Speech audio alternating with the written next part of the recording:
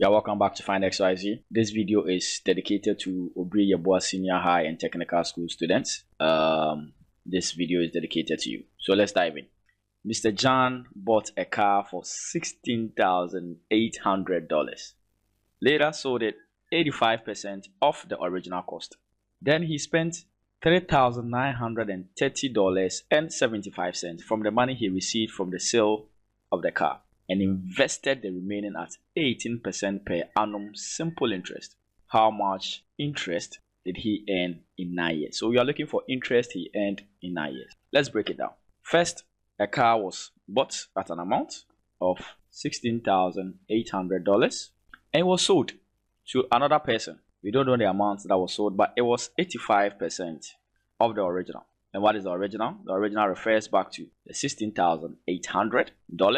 85%, the percent symbol indicates out of 100. So we can write 85 over 100 times the original cost, which is $16,800. And that will give us $14,280. This was the amount the car was sold. From this amount, Mr. Gyan spent $3,930.75. When you make money, you chill, you enjoy. So big ups to Mr. Gyan. So it means that amount spent, that is $3,930.75. This amount will be taken from the amount in which the car was sold. So what is left? So we'll do $14,280 minus the $3,930.75. That will result in $10,349.25. So this is the amount left, the remaining amount. What is going to happen to the remaining amount? Now this amount was invested. So we have $10,349.25. This was invested. Now it was invested at